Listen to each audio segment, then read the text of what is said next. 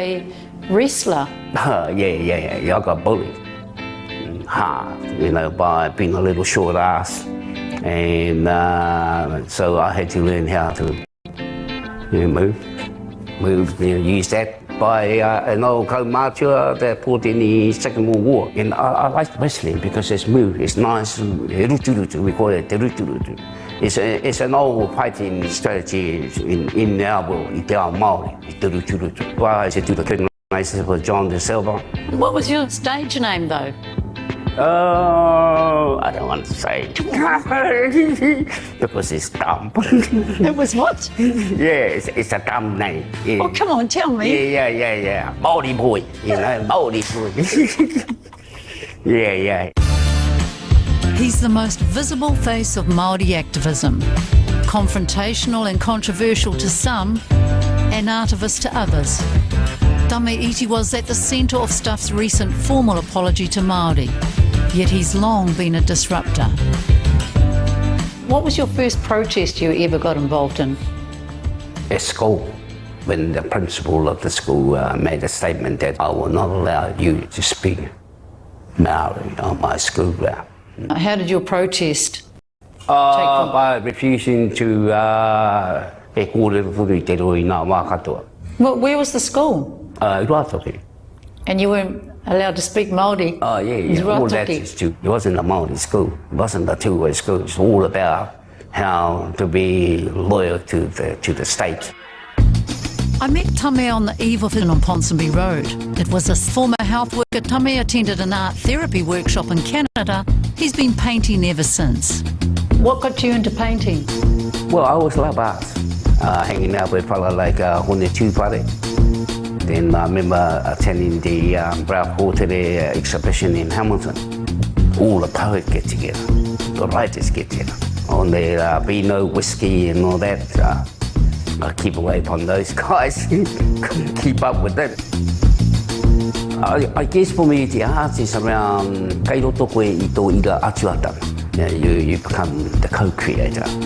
It's a platform that I use to put my whakaaro, to provoke some thoughts, create a conversation.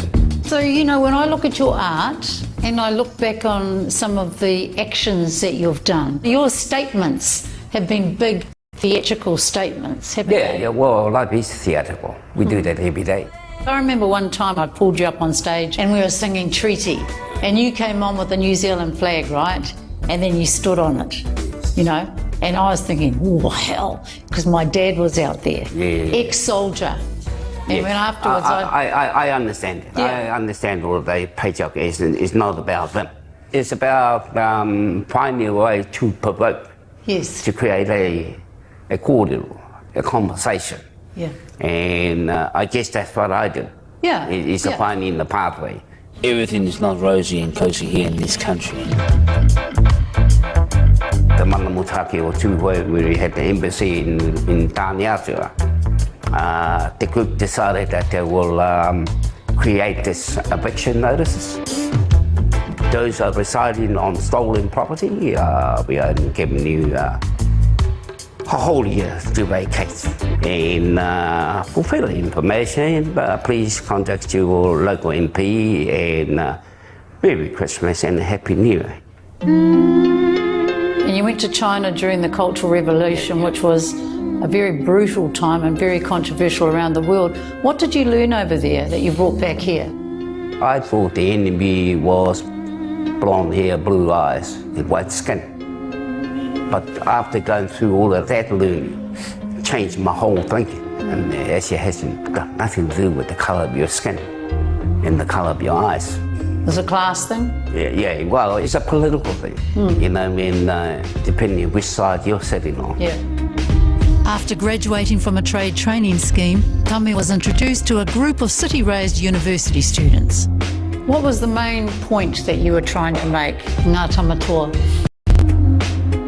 Having a voice, I guess. That was the time when racism really out there. You go to places like in Christchurch, there it was very difficult to find a place there to stay there, only because of the colour of your skin.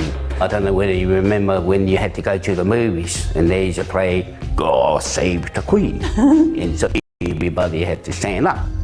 And I remember the guy from behind us going, excuse me,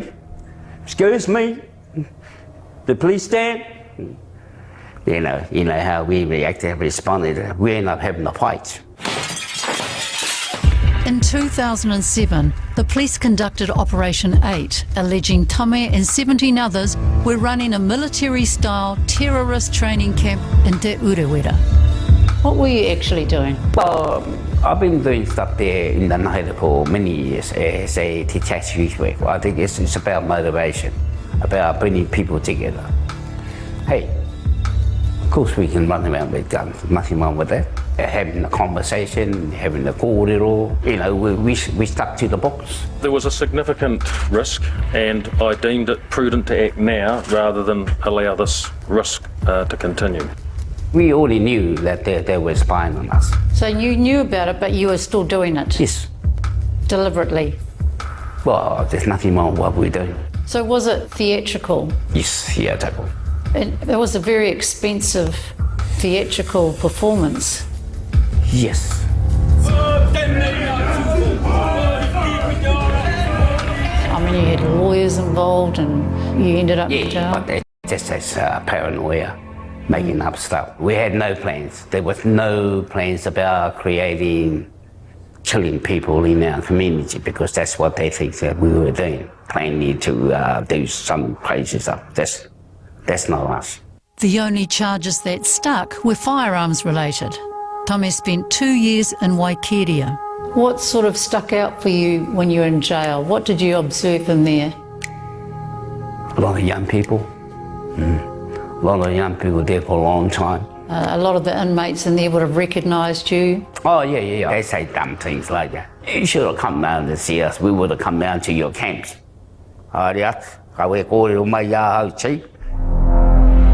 Many people were surprised and shocked by what happened in Christchurch. Terrorism attack.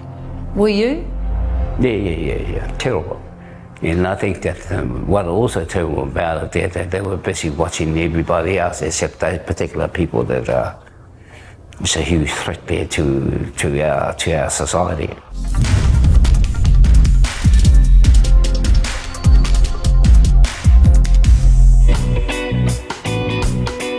Colonised? Would you describe yourself as colonised? Yeah. So we've been colonised the last 200 years. Yeah. A lot of our people in denial about that whole concept. And I think we just need to accept that. Yeah, because we buy their petrol, we buy their butter, pay tax. Yeah, we need to find a pathway that one day we can let it go. So you stood for Parliament? I know I had no chance of getting into Parliament. That's not what the issue is about. It's really it's a platform, it's a place there we're able to be a whakateka.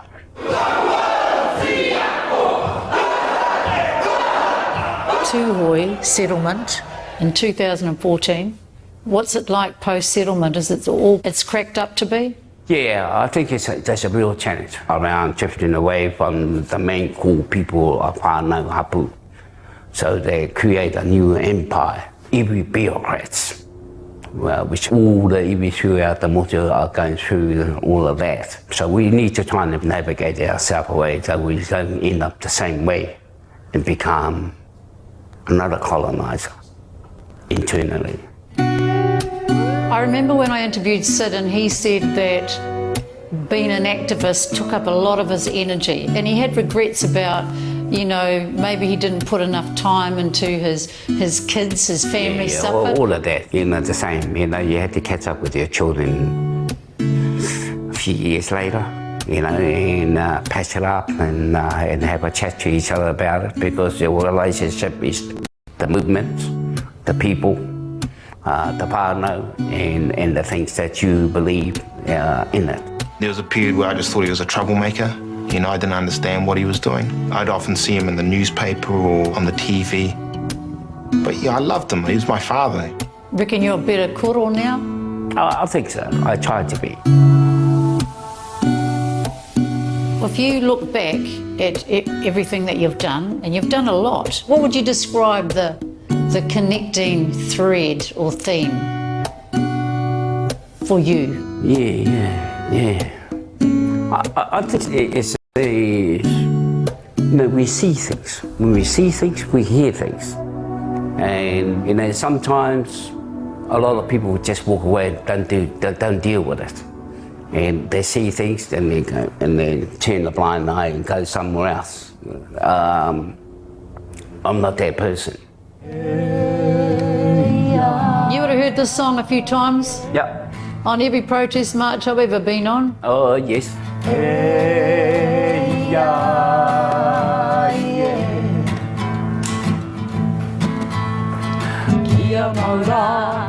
Kia maura ki te mana motu hake me te aroha.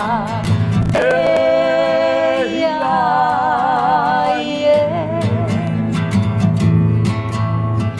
E ia ie.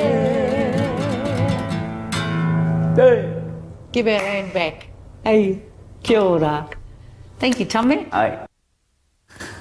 Geez, a neat singer too, eh? Actually, he inspired also a revolution around moko, and that inspired me to write a song about it. So I have a lot of aroha for him for that.